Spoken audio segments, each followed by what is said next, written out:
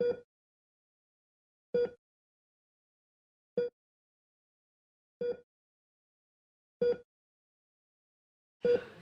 you see what she was wearing today? I know, she looked like such a whore. I heard she slept with Parker at Tracy's party.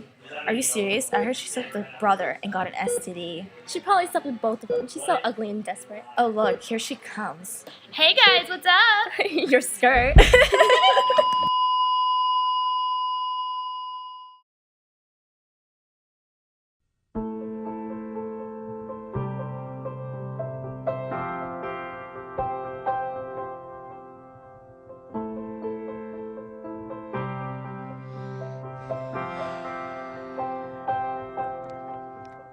Help, I have done it again. Advancements in technology have given bullies new opportunities and ways to torment their victims. Before, bullies were only heard of in schools. They passed nasty notes, mean letters, and created hateful slam books. They would write terrible messages in bathroom stalls and sometimes physically torture their victims. In this day and age, these forms are rarely used. Today, bullying has taken a new form in technology. These methods have turned into rude text messages, and the internet now offers them to send messages anonymously. This allows bullying to take place at any place and any time. Be my friend. Hold me, wrap me up.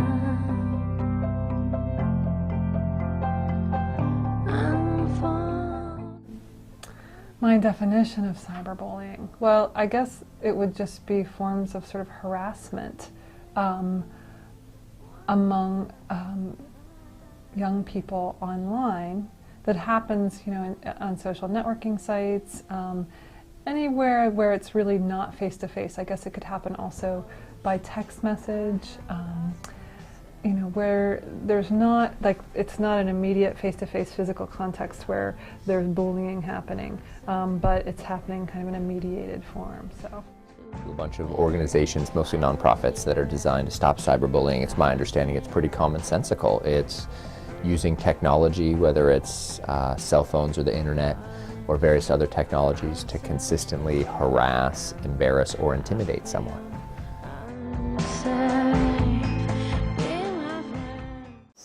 There are many factors that cause a bully to lash out against someone. There are plenty of studies which suggest that bullies themselves have had difficult childhoods, that have been abused, or have had issues with parents and lack of supervision. There are a lot of tragic stories about bullies who have not had good childhoods. There are issues of low self-esteem in bullies themselves. This is why they lash out. Bullying has the effect of harming the victim's access to a quality education. If you go to school and feel that you are unlikely to be safe, or feel embarrassed, or know that you're going to be attacked, or know that someone's going to make fun of you constantly, over and over again, you are less likely to participate in class, you're less likely to feel secure in who you are, and you're less likely to be able to learn from your teachers and learn from the students around you. So bullying, by creating not only an individual victim that feels afraid, but also a culture of victimhood and a culture of fear in a school, prevents victims from having the same type of quality education that we hope all students have. And without a quality education, there's going to be no possibility and no hope to achieve the American dream.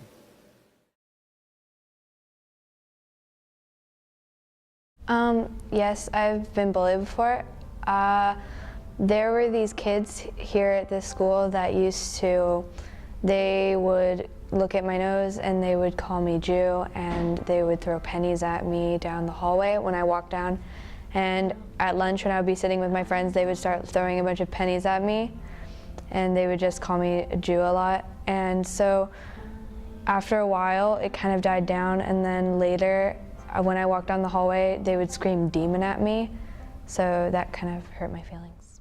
September of 2010 alone, in 1 month, 5 teenagers, young teenagers to about 17 years old, took their own lives because they were bullied because they were gay. In 1 month, 5 different kids took their own lives.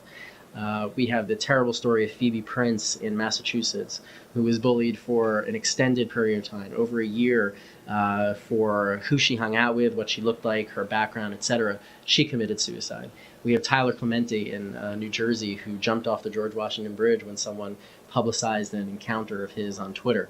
There are countless stories, and each is more unfortunate than the next. So I was bullied a long time ago. It was in, I think, kindergarten.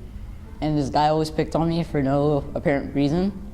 And it was one of my sister's friends. And apparently, one day when I threatened to tell on him, he cut me somehow, like with a piece of glass. And that's when my sister started getting serious. And like saying, no, I'm not your friend anymore. And it's like, it got really emotional, it was horrible. He bullied me for a year.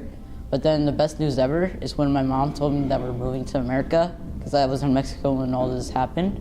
So we moved to America, and yeah, so now it's a lot better now. After being cyberbullied by a group of people, 13-year-old Megan Meyer of Missouri committed suicide. Her former friend's mom and a close friend created a fake MySpace account under the name Josh Evans. They befriended Megan and engaged in friendly conversations with her. Eventually, things took a turn for the worse when they began making rude comments about Megan online for the community to see. Megan was later found dead on October 16, 2008. Her family only figured out the owners of the fake account 6 weeks after her death. Another case would be that of Tyler Clementi. Tyler was a student in his freshman year at Rutgers University in Piscataway, New Jersey. He requested to have the room for the night, and his roommate invaded his privacy by activating a webcam in their dorm room.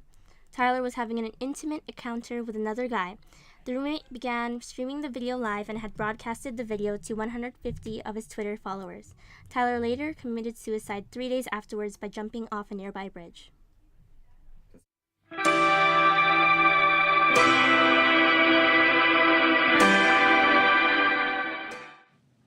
In the past few years, the anti-bullying movement has gained plenty of support.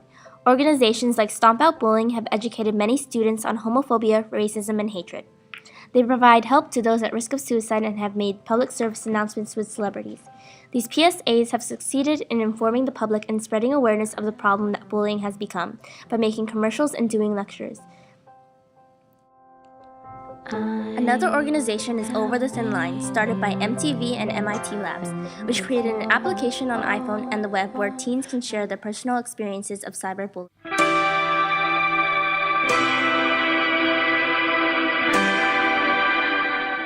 Well, students, victims of bullying in school have a number of options. They should immediately report the incidents to their teachers, not just the teacher in the room at the time, but any faculty member that they trust, their principals, director of schools. Also, they should tell their parents. Studies have shown that when parents are more involved in not just addressing the issue, but generally more involved in their students' lives, that those students both experience fewer incidents of bullying and are also able to handle each incident of bullying better. There are also other angles to take. For example, if you feel that you're a victim of identity-based bullying, when someone attacks you for who you are, the color of your skin, your sexual orientation, your gender, there are nonprofit organizations out there like the ACLU and Lambda Legal and the NAACP that can help address the problem on a more systemic level. For example, sending a demand letter to the school or to the school district if they refuse to deal with your harassing issue. So there are many things that students can do.